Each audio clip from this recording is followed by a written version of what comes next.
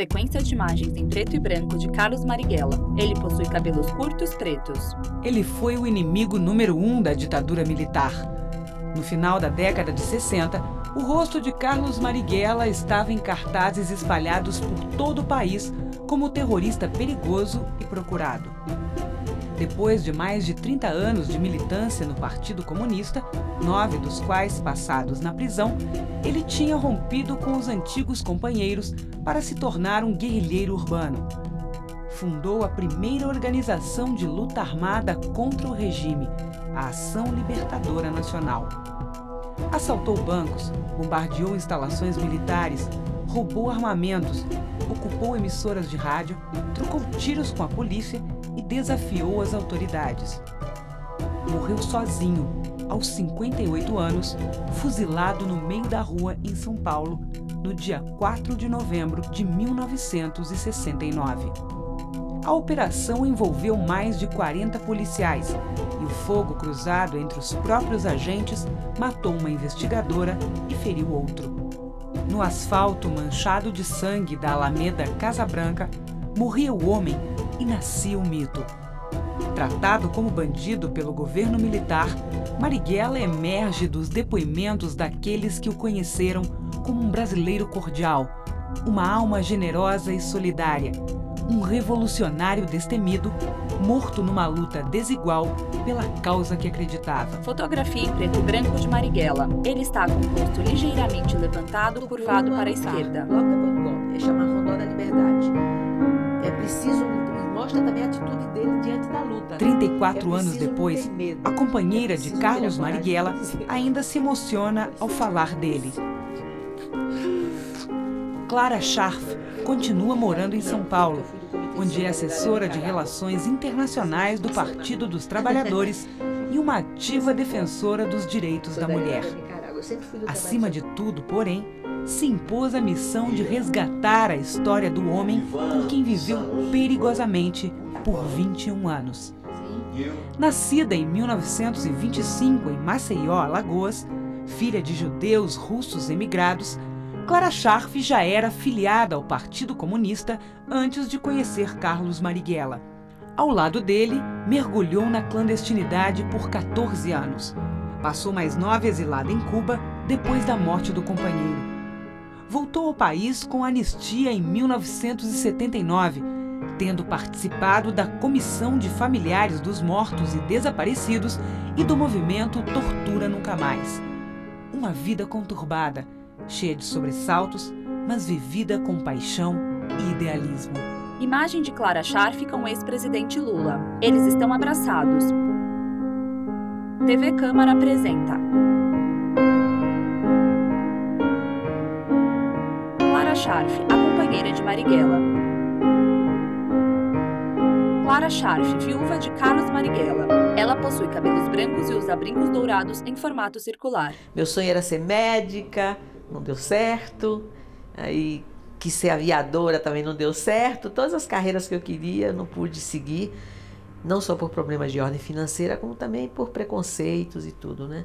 Mas eu cheguei a trabalhar em Recife, que foi, aliás, meu primeiro emprego, na base naval norte-americana. Acho que ninguém está vivo que tenha trabalhado lá. Porque como eu sabia inglês naquela época, e sabia datilografia, que agora é computador tudo, né? Mas naquele tempo era máquina a Remington, né? Olivetti.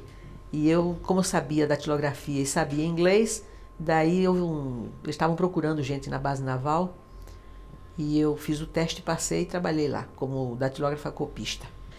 Então, 42, 43, era uma época assim de efervescência, né? De luta, de protesto de estudantes, né?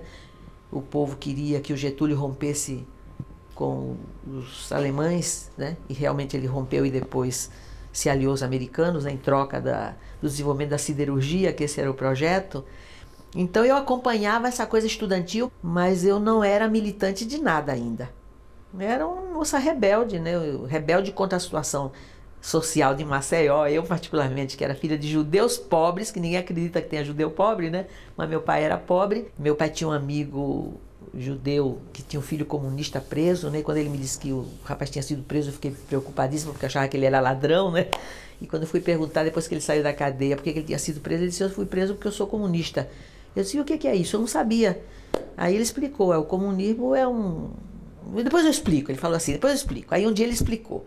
E o que era o comunismo? Ele falou assim, bom, um dia vai ter uma sociedade que ninguém vai faltar nada. Todo mundo vai ter comida, vai ter casa, vai poder estudar o que quiser, né? E não vai ter dinheiro. Vai ser uma sociedade de troca. Eu saí, então eu sou comunista. Eu me defini a partir daí, viu? Por essa sociedade que não ia ter dinheiro, ia ter troca e todo mundo ia ser feliz, né? Clara está sentada. Bom, esse sonho, eu acho que me acompanhou até hoje, né? É a utopia, né?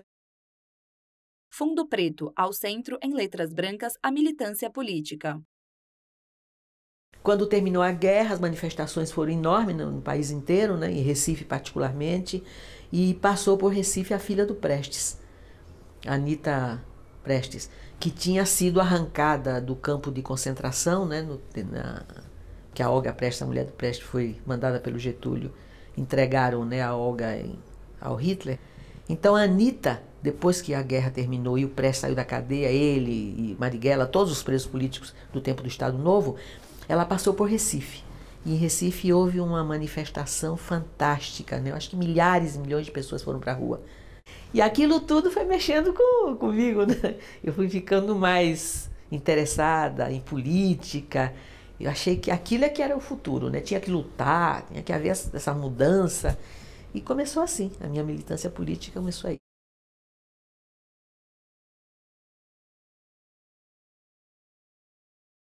E não pude ser médica, mas eu pensei, bom, eu vou para o Rio, arranjo um emprego, mando chamar a família toda, né? Meu pai e meus irmãos. E quem sabe eu vou ser aviadora, porque esse era o meu sonho. O meu negócio era a liberdade, né? E cheguei no Rio, fui procurar, mas não podia, né? Porque naquele tempo nenhuma mulher podia pilotar avião. Até hoje tem pouquíssimas mulheres, né? Mas hoje já é permitido, naquela época não era. Aí eu fui ser aeromoça. Eu já completei 21 anos quando eu estava no Rio e me filiei ao Partido Comunista. Porque enquanto eu estava em Recife, eu ainda não tinha maioridade, e como meu pai era contra a participação política, não porque ele fosse contra as ideias, ele tinha medo, porque como ele sabia de pessoas que tinham sido presas, torturadas, então ele dizia, não se meta em política porque você vai ser presa, não quero que aconteça nada disso. Então eu tinha que tomar cuidado também para não causar essa dor a ele, né? Esperei os 21 anos, né, que eu cumpri no Rio, e aí me filiei ao partido. E aí eu comecei a militar assim ativamente, sendo aeromoça e depois quando eu deixei a aviação. Clara usa uma camisa branca de botões e um terno na cor preta. Não sei se 1 ano e meio, mais ou menos. Tive muitas decepções, né? Naquela época, pouquíssimas mulheres eram moças. E, em geral, a mulher ainda é hoje um pouco, mas hoje mudou, né? Naquela época, ser aeromoça era como se fosse mulher livre. Quer dizer, livre no sentido de qualquer um podia ficar junto, né? E por causa dessas coisas todas é que eu me desliguei. Fundo preto, ao centro, o Partido Comunista. Clara Scharf, viúva de Carlos Marighella. Nesse momento, quer dizer, 47, o Partido Comunista, que foi legalizado com o fim da Segunda Guerra Mundial, né? 45 o pessoal saiu da cadeia, 46 houve a primeira eleição, né? Os partidos todos foram legalizados e o Partido Comunista formou a bancada, né? Foi uma bancada, assim, de muito valor político, né? Eles tiveram um comportamento fantástico, defenderam todas as grandes bandeiras da soberania, da independência, da liberdade, dos direitos dos trabalhadores. O Marighella mesmo foi, entre aqueles deputados comunistas, talvez o mais combativo, né? Isso ficou caracterizado na história dele mesmo. Ele sempre era proposto para defender os pontos de vista da bancada, era muito ágil, né? Tinha um pensamento muito rápido e muito inteligente e também muito agitador assim na tribuna. Então ele foi um grande deputado junto com os outros. E existia naquela época no Rio a chamada fração parlamentar. Clara olha que era para uma um ponto espécie fixo. de Seu maxilar está contraído. Ela abre ligeiramente a boca. assessoria coletiva. Por exemplo, hoje os deputados têm assessores, cada deputado. Naquele tempo a bancada toda tinha uma única assessoria, que era até na Avenida Rio Branco, lá no Rio. Nessa assessoria, A bancada toda recebia todos os materiais de informação ali. Se tinha que fazer discurso sobre economia, sobre medicina, o que fosse, era ali que recolhiam todos os dados. E o Marighella era o responsável por essa bancada, por essa fração parlamentar. E foi lá que eu comecei a namorar o Marighella, naquela época. Esse é o capítulo que depois eu vou contar, né? Fundo preto, ao centro, o encontro. Na lapela do terno de Clara há 2 estrelas douradas. Eu era aeromoça e o Marighella era deputado, só que eu não o conhecia. Eu sabia que existia uma pessoa com esse nome. Naquela época existia a sede do Partido Comunista na Glória, lá no Rio. Era o prédio velho, né? Tinha um elevador bem velho lá. Tinha uma faixa, era a sede do Comitê Central do Partido Comunista naquela época. E eu, quando viajava para os estados, eu passava antes lá para recolher correspondência e tudo. Levava correspondência aproveitando minha profissão, né? Tarefeira. Tarefeira. Não, tinha um outro nome. E um dia eu estava esperando, eu estava de uniforme, porque eu já ia para... Eu fui da Aerovias Brasil. Eu estava já com a roupa para ir para o aeroporto e fui passar lá. Até o Amazonas era o secretário de organização naquela época, né? E fui para dizer, olha, eu estou indo para o norte, não sei o quê, né? Para levar alguma coisa. E quando eu estava esperando o elevador, vi aquele cidadão alto, Marighella era mulato, né? Porque era uma mistura de filho de negra com italiano. Aquele homem alto, ele usava naquela época muito roupa, não era linho, era como se fosse um brim, que se usava muito no norte, na Bahia, Nordeste também, Norte e Nordeste. E ele estava parado esperando o elevador, mas eu nem sabia quem era, não sabia que era o fulano, né, que se dizia que era o Marighella. E ele também não sabia quem eu era, ficou admirado de ver uma aeromoça ali. Isso eu soube depois pelo Amazonas, né? Ele olhou, eu olhei, tudo bem. Não sabia quem era, eu subi, peguei as cartas e fui embora. Quando ele subiu, ele perguntou ao Amazonas. O Amazonas me contou depois, né? Disse assim, ué, quem tá fazendo uma aeromoça aqui? Ele disse, você não conhece, é a Clara Scharf. Ela era aeromoça e militante do PT. Pronto. Nós não nos vimos mais. Eu só vim ver o Marighella depois, quando eu passei a trabalhar na fração. E na fração, como ele era o responsável, a gente se via quase todos os dias. Todos os dias ele tinha que ir ali, porque ele era o responsável por essa assessoria coletiva. E ali que se elaboravam os discursos. E eu fui acompanhando a atividade dele como parlamentar. E aí ele tem coisas incríveis, né, na atividade dele como parlamentar. Fundo preto, ao centro, o deputado. Clara Scharf, viúva de Carlos Marighella. O Brasil tinha acordo com a Inglaterra, né? E tinha o negócio da importação do trigo, que vinha da Argentina, aquela empresa Bungenborn, nem sei se existe mais. Existe? Existe, né? E o trigo que chegava aqui era menos, aí misturavam com farinha de mandioca, e o pão, foi logo depois da guerra, né? E o pão foi ficando escuro e pequenininho, sabe esse pãozinho francês? E o Marighella, como deputado, recebia todos os protestos, né? Quando as pessoas começaram a reclamar, ele disse assim, manda trazer o pão, entrega o pão para mim, vai mandando. E ele começou a receber os pãezinhos, mas era um horror mesmo, viu? Pequeno, escuro, né? E ele foi acumulando. Só que ninguém entendia porque que ele estava juntando aquele pão, né? Naquele tempo ele nem sabia que ele estava fazendo marketing. Mas ele sentou e na hora de falar, quando ele foi chamado para falar, ele aí começou a meter o pau no acordo, né? Que era um absurdo, o Brasil depender, um país como o nosso, que não precisava, podia plantar trigo aqui, aquelas coisas. Foi fazendo um discurso, denunciou o acordo, denunciou a influência do capital inglês, aquela coisa toda. E na hora, para ele exemplificar, olha aqui é que o povo está sofrendo, né? Olha o pão que o povo está comendo. Ele abriu assim, o pão começou a cair. Viu? Foi uma cena inédita, que naquela época não tinha televisão, né? Teria sido uma coisa incrível, né? Fundo preto, ao centro, em letras brancas, o homem. Atrás da Clara, há vasos de planta de tamanhos distintos. Eu não vou ficar dizendo que ele era maravilhoso, porque vão dizer que eu estou dizendo isso porque ele foi meu companheiro. Não, mas ele era mesmo maravilhoso. Ele era uma figura humana muito interessante, porque ele foi muito crítico sempre. E muito culto, porque você sabe que ele fez engenharia até o 3º ano, e depois, por causa da luta política, perseguido na Bahia e tudo, ele teve que sair e nunca mais estudou na escola, né? Na época que ele foi estudante, ele ficou conhecido na Bahia como um estudante excepcional. Fazia prova em versos, coisa inédita na Bahia naquela época, muito satírico. Sempre leu muito Gregório de Matos, eu acho que ele se inspirou muito por aí, né? Ele tinha esse feitio. O fato dele ser filho de um italiano, operário mecânico, e ser filho de uma mulher negra, que era originária dos Alçás, participaram muito das sublevações contra a escravidão.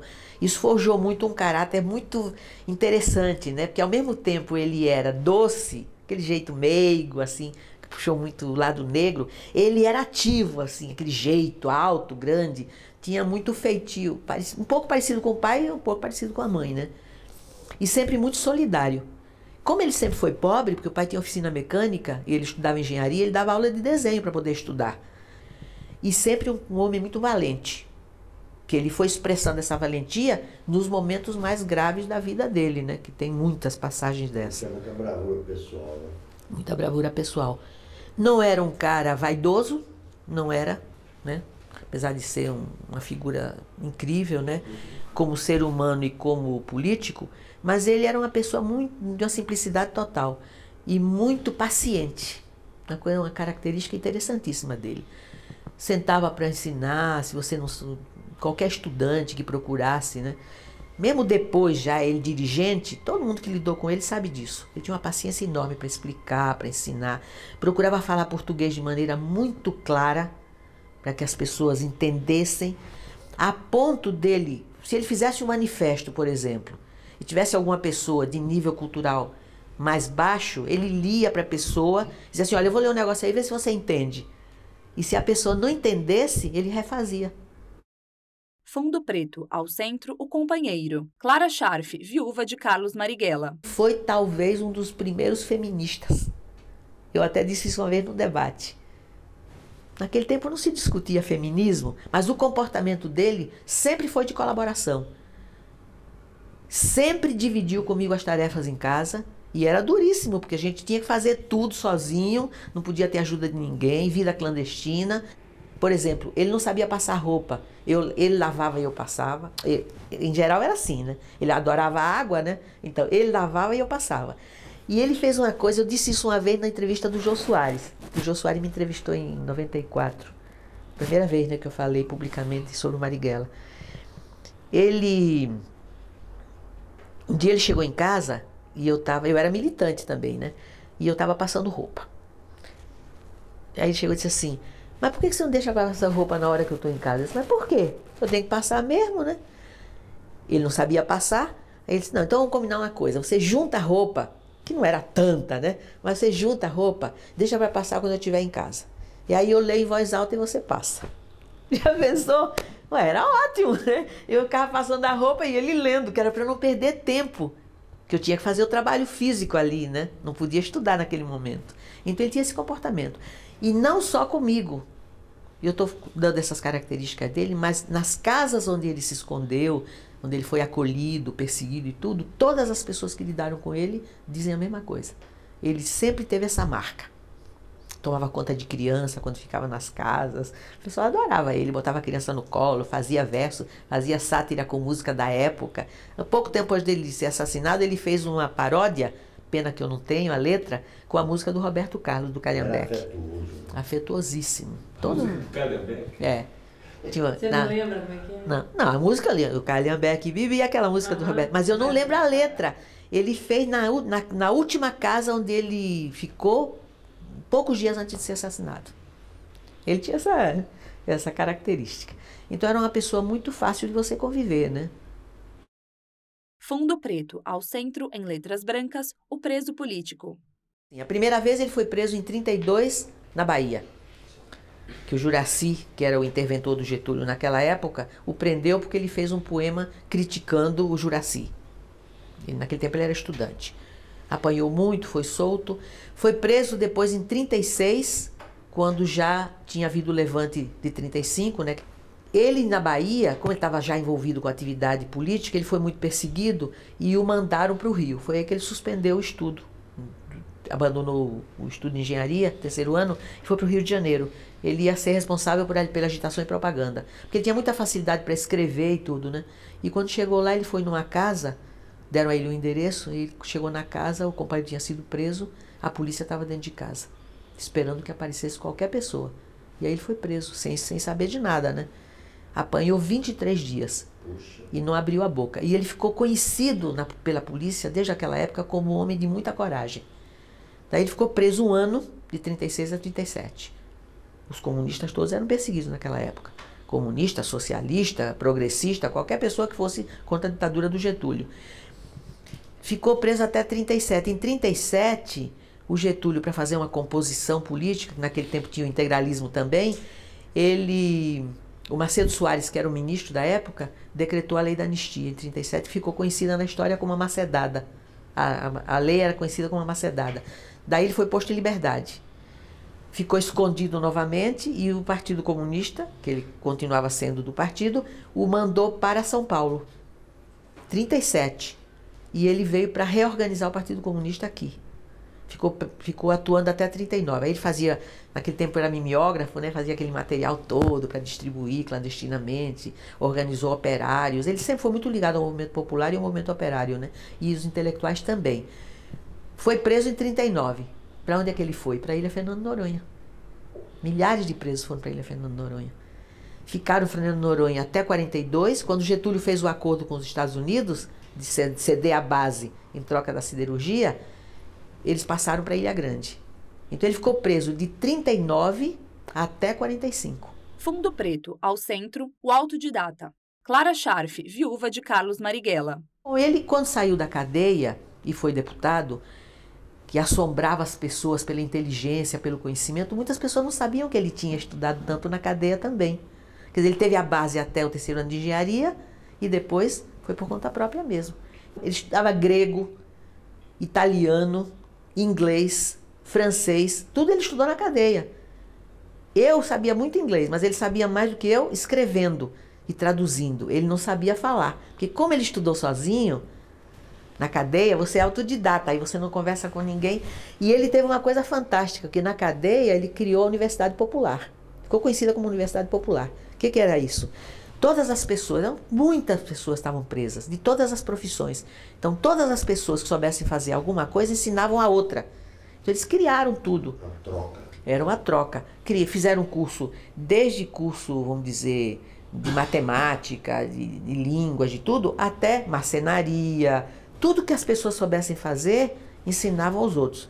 E isso salvou todas as pessoas praticamente da depressão, né? Daquele sentimento. Você imagina, isolados na Ilha Fernando Noronha, não podia fugir, porque se fugisse tinha tubarão, né? Como é que ia fugir?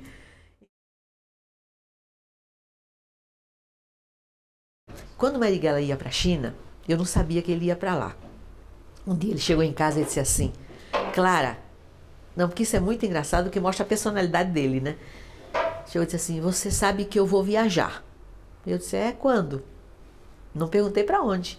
Ele disse: vou viajar daqui a um mês. E eu preciso treinar inglês. Como ele era autodidata, lembra que eu contei? Ele sabia mais inglês que eu, lendo, traduzindo, mas ele tinha dificuldade para falar. Ele disse assim: então vamos treinar. Então, a partir de agora, um mês é pouco, né? Mas vamos treinar. Então, a partir de agora, você não fala mais nenhuma palavra aqui em português. Se você quiser água, se você for fazer não sei o quê, vai dizendo tudo em inglês.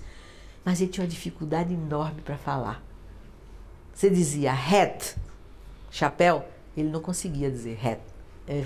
É como se fosse let.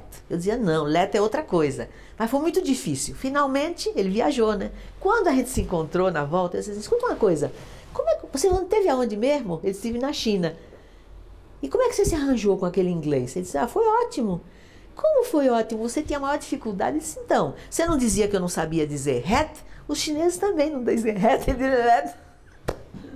E eu me entendi perfeitamente com eles. Fundo Preto, ao centro, a prisão. Clara Scharf, viúva de Carlos Marighella. Marighella foi para a China e nesse mesmo período eu fui para Campinas. Quer dizer, eu ia com a incumbência de montar uma escola de formação política. Saí do Rio com a mala cheia de livros, etc. E quando cheguei em Campinas, fui presa. Porque o companheiro que foi me esperar, eu não conhecia, nunca tinha ido a Campinas. E o companheiro que foi me esperar era líder dos rodoviários. E estava clandestino também. E estava com prisão preventiva. Eu não sabia nada disso, né? Cheguei lá, desembarquei na estação.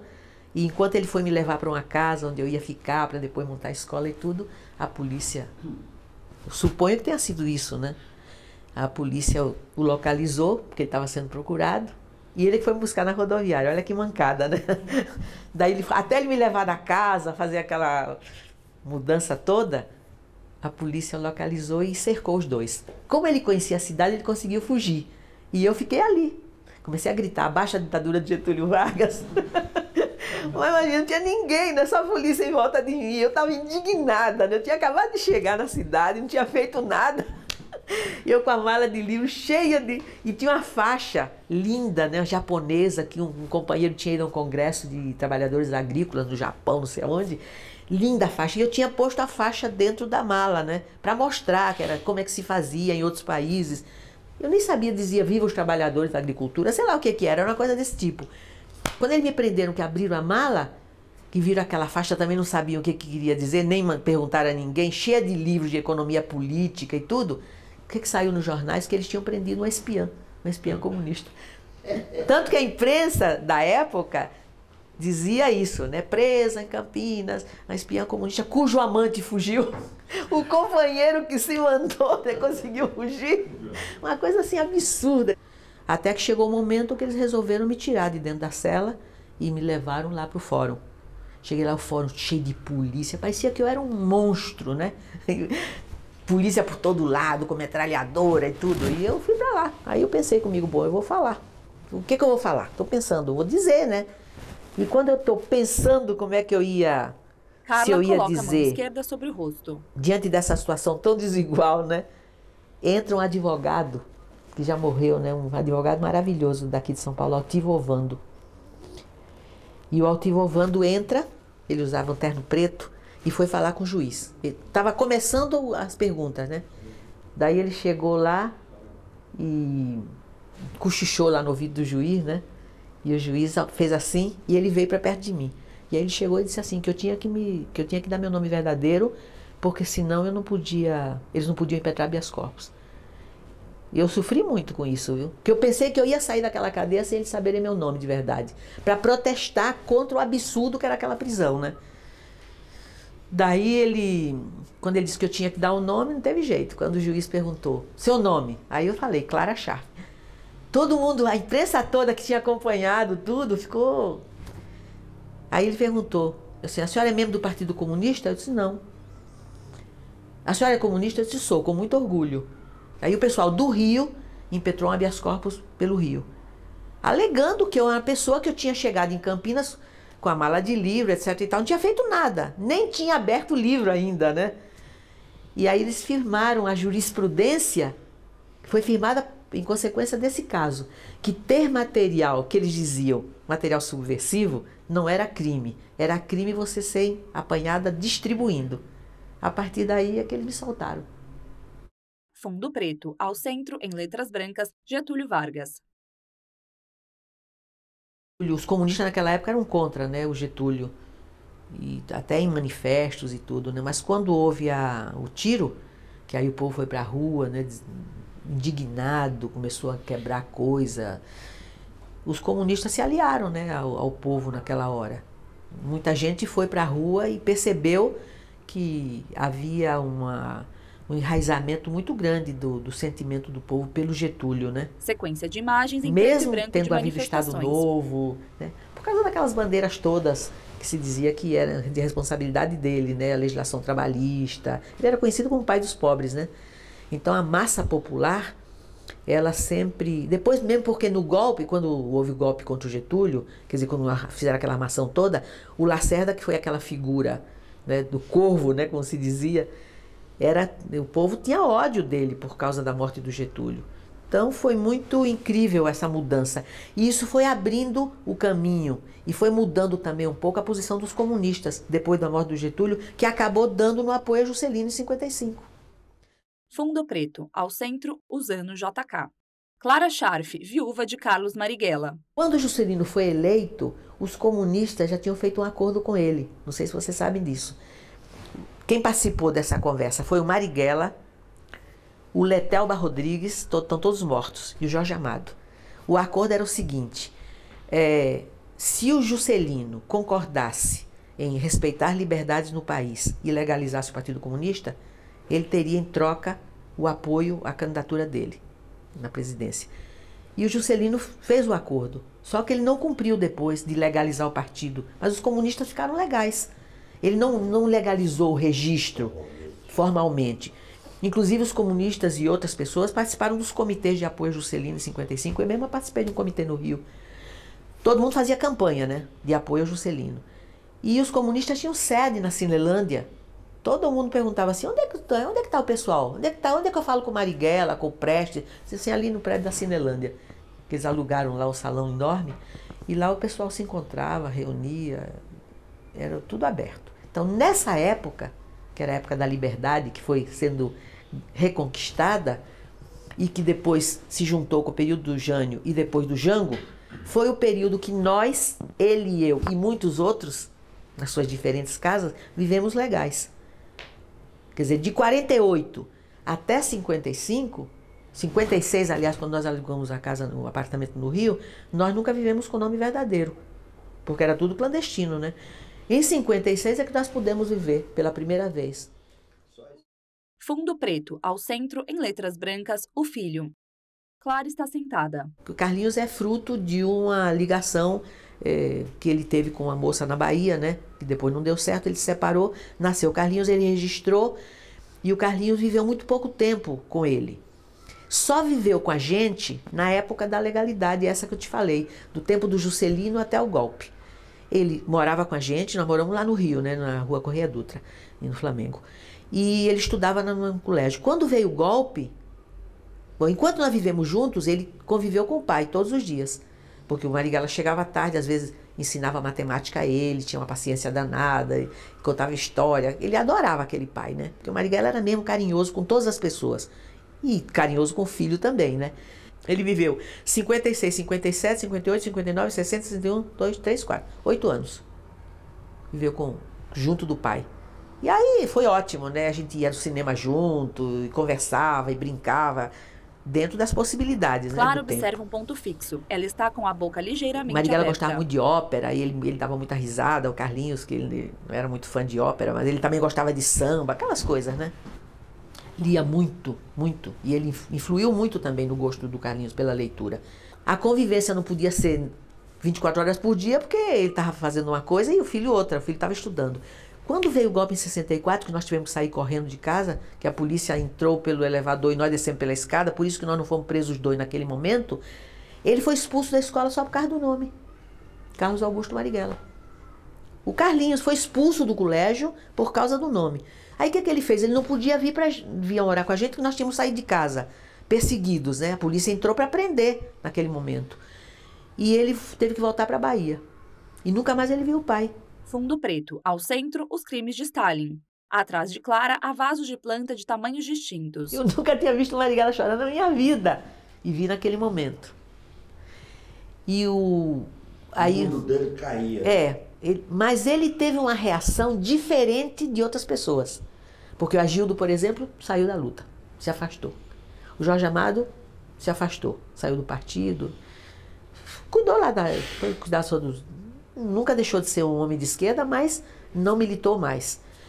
E o Marighella se recompôs, né, depois e começou a dizer que tinha que continuar a luta. E ele foi procurar, ele ia de casa em casa, aquele pessoal mais atuante, né, para convencê-los de que eles não deviam abandonar a luta por causa disso. Que aquilo tinha sido uma coisa imperdoável, mas que isso tinha acontecido lá, né? Mas que a gente devia continuar aqui e para que nunca acontecesse uma coisa dessa aqui nem em qualquer país que lutasse pelo socialismo, né? Fundo preto, ao centro, a renúncia de Jânio. Clara Scharf, viúva de Carlos Marighella. Você sabe que o Lacerda se aproveitou e começou a dar batida nas casas lá no Rio para pegar gente, né? Porque eles pensaram que naquele momento ia ter alguma conflagração e começaram a perseguir os comunistas, foram na casa. E eles foram lá no apartamento. Chegaram lá, o Marighella não estava, ele estava na Bahia. Eu estava sozinha. E a gente tinha um quarto e uma sala naquele apartamento. Então, quando ele não estava, eu não abria o sofá. A gente dormia no sofá. O sofá estava assim. E eu sozinha, pensando, bom, ele só deve chegar amanhã. O golpe, a renúncia do Jânio o pegou na Bahia. Você sabe que a polícia chegou lá, começou a bater na porta de madrugada para eu abrir a porta, que eles queriam entrar para pegar o Marighella, né? Eles não diziam que era para isso, mas eles diziam, abram, abram. E eu comecei a gritar. O prédio todo foi apanhado de surpresa, né? Entra aquele bando de policial com metralhadora e tudo, eles derrubaram a porta. E quando eles derrubaram a porta, eles olharam e ficaram admirados, porque o apartamento era pequeno, né? Viram, entraram no quarto, estava o sofá aberto de um lado só, correram na cozinha, que era pequena, no banheirinho, aí se deram conta, eles ficaram furiosos, porque eles pensavam que a gente vivia num baita apartamento, né? Só tinha livro. E foram embora. O Marighella voltou no dia seguinte e ele subiu tranquilamente, nem sabia o que tinha acontecido. Fundo preto, ao centro, em letras brancas, as divergências. Primeiro, ele nunca maltratou ninguém como ser humano. Ele podia discordar de você, mas ele era incapaz de te dizer uma grosseria, de te xingar assim grosseiramente por não discordar. Ele podia não concordar, mas você era um ser humano que ele respeitava, mesmo com divergência. A mesma coisa ele fazia dentro do partido. Ele não concordava com muitas das coisas que aconteciam no partido, mas ele não dizia isso fora.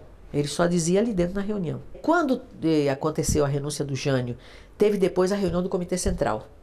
Isso que o negócio do partido. E ele, na reunião, que foi em 1962 aqui em São Paulo, ele fez uma intervenção que ficou famosa na época. Fez uma crítica aos métodos de direção do partido. Contra a culto à personalidade do Prestes, e propôs uma outra forma. Falou que o partido não estava preparado, tanto não estava preparado que teve a renúncia do Jânio e o partido não interferiu em nada, não tinha forma de se manifestar, nem a favor nem contra, porque estava totalmente despreparado. Ele achava que estava tudo maravilha, né? Que agora era liberdade, mais nada. E ele fez uma crítica ficou famosa essa crítica dele em 62. Mas ele continuou no partido. Fundo preto, ao centro, o golpe de 64. Ele disse assim, eles vão dar o golpe. E a direção achava que não. Aí, numa reunião que houve na direção, ele disse que o partido tinha que se preparar, que ia ter o golpe, eles iam pegar todos os comunistas, iam prender todo mundo, iam pegar o povo desprevenido e que o partido teria que alertar o povo para qualquer anormalidade, né, na democracia. Mas o Prestes estava tão convencido que estava tudo bem, que no dia 31 de março ele fez uma palestra na ABI, lá no Rio, e declarou que o golpe não ia acontecer e que se os golpistas levantassem a cabeça, o governo tinha um esquema militar que barraria o golpe. De 31 de março, na ABI. Não, 25 de março, eu acho, que foi o dia do aniversário, aniversário do partido. 25 de março. E o Marighella convencido que o golpe estava em plena marcha. O que ele fez? Ele saiu de casa, isso eu não sabia, eu soube depois, quando ele me avisou, né? Ele foi no lugar e arranjou uma casa de reserva. Disse, não, se houver qualquer coisa a gente vai ter que sair daqui, porque eles vão vir aqui e vão invadir. Já tinham invadido na renúncia do Jânio, né? Para procurá-lo. Aí a coisa foi ficando quente, né? Braba. Quando chegou na véspera do golpe, ele chegou em casa e disse assim, olha, Clara, a gente vai sair daqui. Aí pegamos uma maleta, eu pus umas peças de roupa, ele pôs outras, deixamos tudo como estava, né? Porque não podia levar aqueles livros nem nada.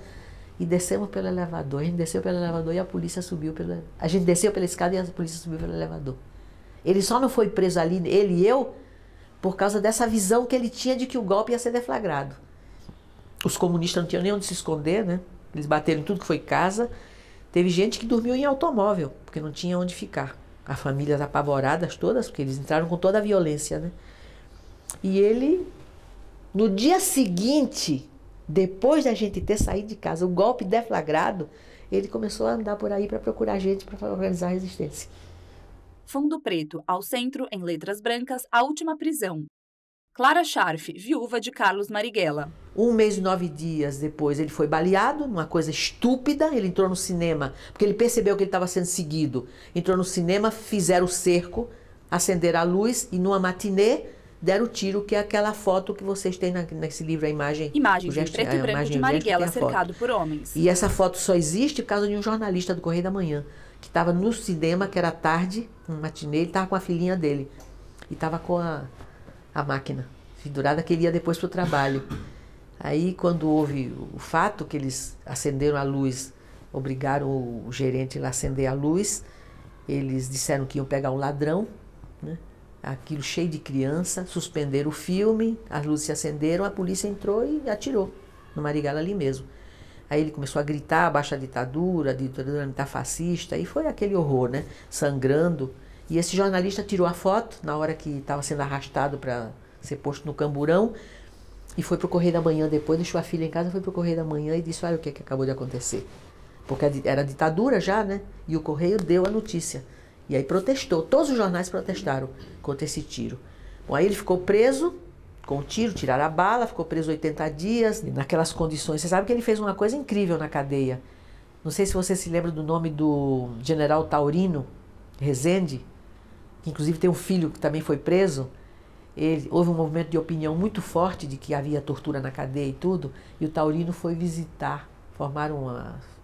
Ele era da CGI, né, daquelas comissões, né, gerais de inquérito, e ele foi na cadeia. Ele foi meio a contragosto, porque o filho dele estava preso, acho que ele em Recife, e ele foi visitar a cadeia. E o Marighella, que estava preso, com a marca da bala, no meio daqueles presos todos, na hora que o Taurino começou a percorrer as celas, ali no Rio, ele arrancou a camisa e fez um discurso lá, em defesa de todos os presos que estavam lá. Tinha gente que ficou cega, porque teve gente que ficou com os pés machucados, porque eles botaram lata com aquelas pontas e a pessoa tinha que pisar ali, eles torturavam a pessoa ali, ficava com os pés todos feridos, fizeram coisas horríveis.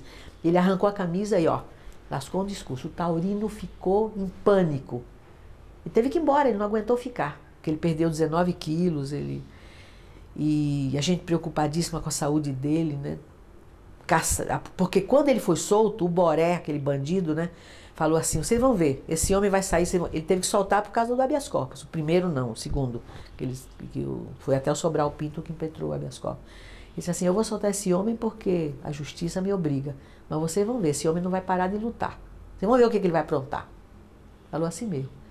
Bom, o Marighella saiu de lá, nós ficamos super preocupados com Atrás ele, de Clara, há vasos de magro, plantas em tons de verde distintos. assim, ansioso para fazer coisas, né? Bom, foi posto em liberdade, o que ele fez quando ele saiu da cadeia? A primeira coisa é que ele visitou todas as redações de todos os jornais do Rio de Janeiro. Todas. Desde o Jornal do Brasil, Correio da Manhã, até o Dia, que era chamado o Jornal do Sangue, né? Porque a luta democrática, que era do Tenório Cavalcante, Aí ele foi em todos os jornais, tirava o paletó, tirava a camisa e mostrava, olha, foi assim que deram o tiro. O pessoal da imprensa ficou assim, emocionado, né?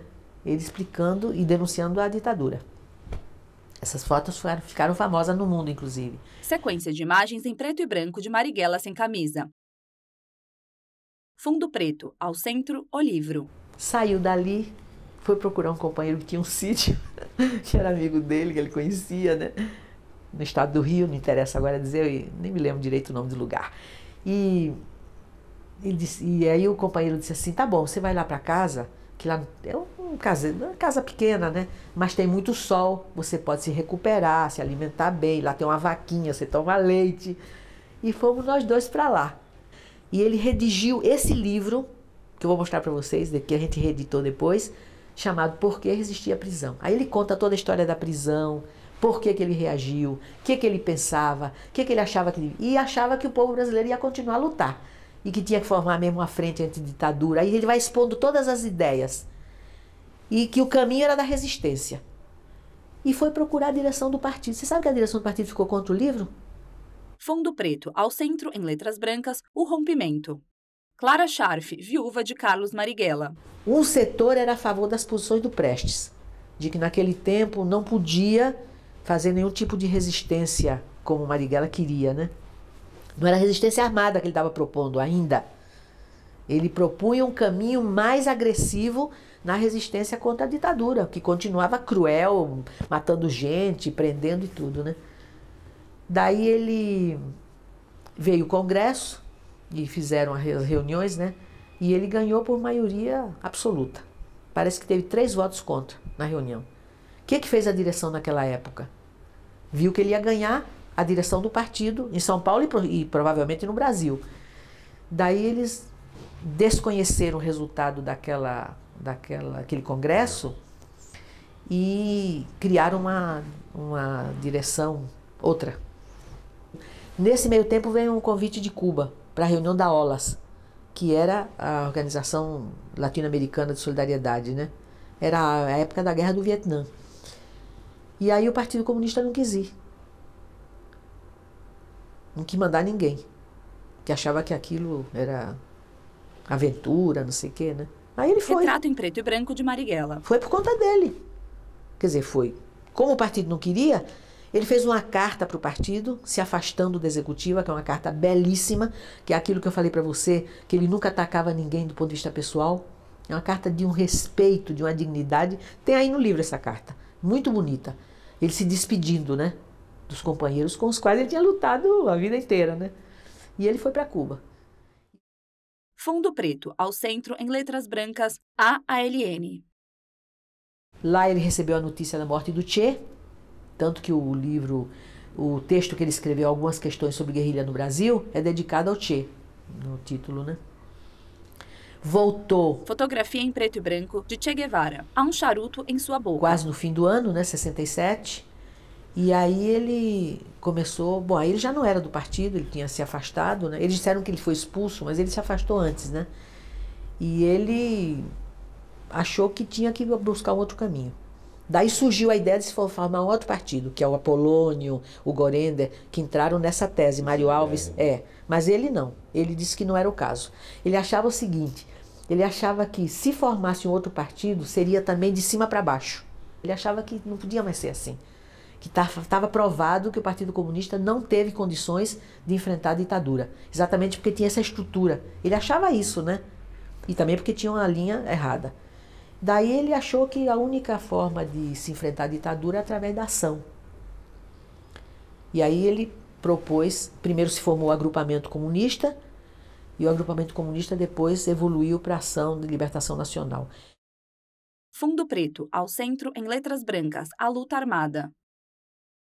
Ele queria constituir no Brasil uma sociedade socialista. Ele achava que Cuba, apesar de ser absolutamente diferente, tinha dado uma lição, né, que um povo pequeno ali nas barbas do americano tinha transformado a sociedade. Naquela ação que houve no Rio do IPEG, que foi a primeira ação que ficou caracterizada como sendo uma ação para arrecadar fundos para a luta, e foi aí que saiu o cartaz, o primeiro cartaz, Marighella, inimigo público, né, naquela época, que até tem uma cena muito engraçada. Ele foi comprar um jornal um dia, porque ele é de uma audácia incrível, né? Ele de peruca, né, peruca horrorosa, né, que era sempre de mulher que a gente cortava, né, para ele poder, porque ele não podia andar de dia, ele grande daquele jeito, né, qualquer pessoa reconhecia, né, ele era muito conhecido, ele tinha que sair com muito cuidado, né, e então mas ele não aguentava. Quando você via, ele estava na banca de jornal, você imagina, em plena luta, ele procurando ver os jornais do dia. E um dia ele estava no jornal, depois que ele foi considerado inimigo público, né? Essa cena dá cinema, essa aqui. Aliás, a vida dele dá cinema mesmo, né? Chegou na banca para pegar o jornal e tinha o cartaz dele lá. E uma mulher encostou para comprar o jornal e olhou e disse assim, se eu encontrasse esse homem, eu guardava ele na minha casa. Ele chegou eufórico. Clara jeito terno. Disse assim, você tá vendo? Uma dona de casa simples que estava ali na banca comprando jornal, nem sabia que eu estava ao lado. Fundo preto, ao centro, em letras brancas, o sequestro do embaixador americano.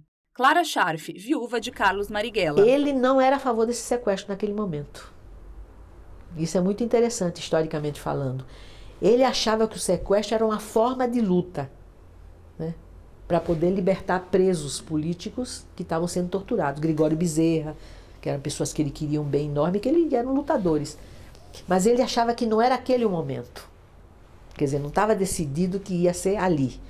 Mas o Toledo, que naquele tempo tinha um papel importante, e outras pessoas que participaram daquela ação, fizeram a observação toda na embaixada e tudo, e fizeram o sequestro. Ele estava vindo para São Paulo, ele podia ter sido preso na estrada. Clara está com o braço esquerdo cruzado e o braço direito apoiado sobre ele. Quando o sequestro se deu, que ele viu que o fato tinha acontecido, ele disse, não, agora tem que libertar os presos políticos. Daí o manifesto é de autoria dele. Aí ele fez o manifesto, que é belíssimo, né? E conclama o povo a apoiar a ação que era para libertar, não era para matar o embaixador nem nada, era para fazer a troca, né, pelos presos políticos. Mas uma das condições era que o manifesto fosse lido pelas estações de rádio. Que enquanto eles não lessem, eles não soltavam o embaixador. E você sabe que foi a primeira grande vitória ali, porque todas as emissoras tiveram que dar. Foi uma rede. E tiveram que ler o manifesto. Foi um assombro aquilo, né? Em seguida eles soltaram o embaixador, aí o cerco em torno dele se apertou. Depois. Fundo preto, ao centro, em letras brancas, o fim. Nesse tempo ele já tinha estabelecido relações com os dominicanos também, né? Que os dominicanos, ele achou que os dominicanos iam colaborar muito numa situação de dificuldade de tirar gente do país. Achava também que os dominicanos podiam percorrer as estradas do Brasil para dizer os caminhos por onde a luta podia se desenvolver. E ele foi estreitando a relação com os dominicanos. Nesse dia, 4 de novembro, os dominicanos estavam presos, foram torturados, não aguentaram, e a polícia queria saber como é que eles se encontravam com Marighella. Aí eles deram o local e tudo. Disseram, a gente se encontra na Alameda Casa Branca. E como é que vocês marcam? Aí eles deram o serviço todo, né? Se ele liga para a livraria Duas Cidades e a pessoa atende, se disser que está tudo bem, significa para ele que ele pode ir lá. E foi o que aconteceu. Os curas foram torturados, foram trazidos do Rio para São Paulo, presos aqui no DOPS, tanto que o pessoal todo que estava preso viu quando eles foram retirados da cela. Não sei se todos viram, mas muitos viram. A polícia pegou os dois, botou dentro de um Volks, e o Volks era de um companheiro, um engenheiro, e o Marighella conhecia esse Volks, era um Volks azul. Então, quando ele chegou lá, ele viu o Volks, ele disse, bom, estão ali, né? Botaram policiais, homens e mulheres nos carros, como se estivessem namorando. Eles montaram todo o cenário para a operação, esperando que ele chegasse. O carro chegou com os dois padres, ficou lá, e ele ia entrar e se encontrar com os padres. Ele ia entrar no carro, conversar com os padres, depois ia embora, né? E ele ia acertar a coisa de tirar gente do Brasil, porque ele estava preocupado com a vida do Toledo, com outros companheiros que estavam muito ameaçados e que eram frágeis fisicamente. Ele estava preocupadíssimo com isso. Toledo, por exemplo, que era uma pessoa que tinha problema de saúde, né? O sonho dele era tirar o Toledo daqui. E aí o Marighella, não sei onde ele estava, porque ele passou o dia todo fora, esteve em vários lugares, e alguém o levou para lá. Esse companheiro, que era dono do apartamento onde nós tínhamos ficado os últimos dias, e de onde ele saiu de madrugada, no dia 4, às 8 horas, ele combinou pegar o Marighella, 8h30, que o Marighella ia se encontrar com os dois pares às 8 horas da noite, e às 8h30 ele ia buscá-lo para trazê-lo de novo para esse apartamento onde eu estava, né?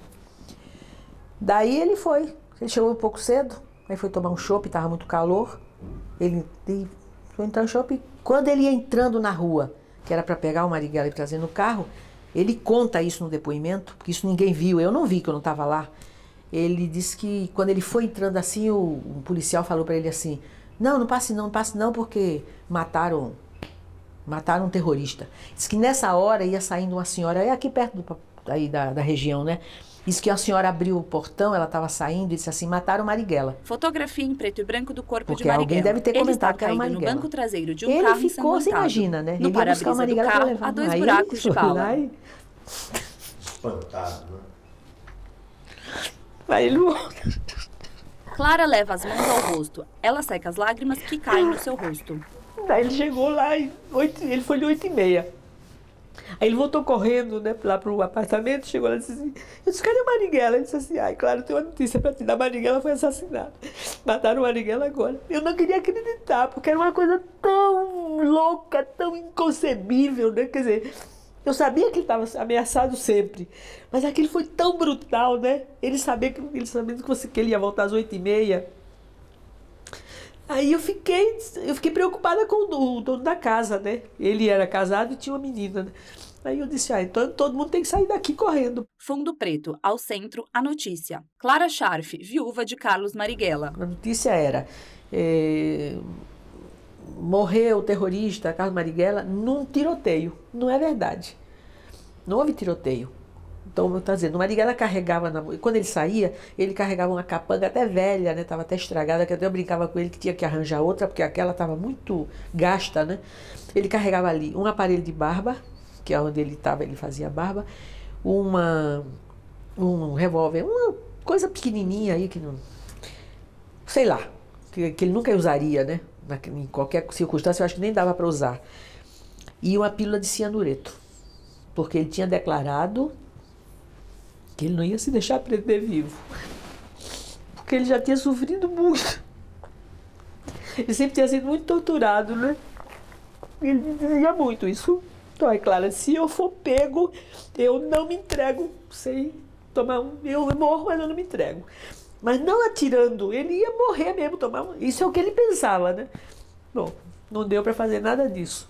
Daí, passou-se o tempo, a imprensa todo dia dizendo horrores, né? Contando milhões de mentiras e tudo. E dizendo que ele tinha atirado e que então o Fleury tinha que ter reagido. A polícia reagiu para se contrapor, que ele entrou com guarda de segurança, tudo mentira, não tem nada disso. Analisada a bala, não sei o que, a arma, está provado que a arma não foi usada. Quer dizer, ele não chegou a dar tiro nenhum. E a gente incluiu essa parte nesse documento, nos outros que a gente estava preparando, e isso foi o que provou que ele não tinha sido assassinado em tiroteio. Fundo preto, ao centro em letras brancas, o exílio. Eu, depois de bastante tempo, fui para o exílio, né? Eu estava com direitos políticos cassados. Eu perdi meu direito de 10 anos. Não podia trabalhar, não podia fazer nada aqui, né? Procurada. Aí eu tive que ir para o exílio, fui para Cuba. Quando eu voltei de Cuba com a anistia, aí eu voltei, a anistia foi decretada no dia 28 de agosto. E eu queria, de qualquer maneira, fazer uma solenidade em homenagem a ele, né, no dia 10, que era o 10º ano do assassinato. Eu voltei em 79, né? Daí a gente tentou fazer um ato, eu cheguei em outubro, e no dia 10 de dezembro que a gente conseguiu, não dava tempo, né? Então o que a gente fez? Junto com a comissão de anistia, a Comissão Brasileira de Anistia, aqui em São Paulo, a gente foi no cemitério, já era anistia, né? Para tirar os ossos dele e levar para a Bahia. Aí a polícia foi atrás, foi um inferno. Mas a gente fez a primeira homenagem a ele aqui no Sindicato dos Arquitetos. Foi uma solenidade até muito bonita, porque vieram todas as forças de esquerda que estavam clandestinas, apareceram lá em homenagem ao Marighella, a gente levou os ossos para a Bahia. Nesse meio tempo, na Bahia, o Carlinhos, né, o filho dele, já tinha feito o túmulo, o Niemeyer fez a lápide, né, com a ajuda do Chico. Imagem e ele, em preto e branco da lápide de Marighella. Nela, uma silhueta está desenhada com o braço direito levantado. Na lápide, Lace: não tive tempo para ter medo. Fundo preto, ao centro, a democracia. Se a ditadura não tivesse feito o que fez com Marighella e tantos outros... Clara Scharf, viúva de Carlos Marighella. Se os norte-americanos não tivessem, depois da Segunda Guerra Mundial, vamos dizer, voltar um pouquinho para trás, não tivesse pressionado o governo do Dutra para caçar o registro do Partido Comunista e caçar o mandato dos deputados, numa ingerência nos assuntos e na política brasileira, o caminho do Brasil teria sido diferente. Era ou não era? O que eles lutavam naquela época? Eles eram parlamentares. O que eles faziam no parlamento? Faziam discurso, propondo coisas. Reforma disso, reforma daquilo, né? Lei tal, defesa da Petrobras. Era isso. Quer dizer, por que esses homens entraram na luta? Tem que ver, né? Porque você pensa assim, puxa, aí você vê hoje. Não é ótimo a gente estar na democracia que foi conquistada graças aos caminhos percorridos por todos esses homens e mulheres. Clara está lendo um livro. É preciso não ter medo, é preciso ter a coragem de dizer. O homem deve ser livre. O amor é que não se detém ante nenhum obstáculo e pode mesmo existir quando não se é livre. E, no entanto, ele é em si mesmo a expressão mais elevada do que houver de mais livre em todas as gamas do humano sentimento. É preciso não ter medo, é preciso ter a coragem de dizer. Seus olhos estão cheios de lágrima brilhando. Realização TV Câmara, novembro 2003. tv@câmara.gov.br 0800 619619.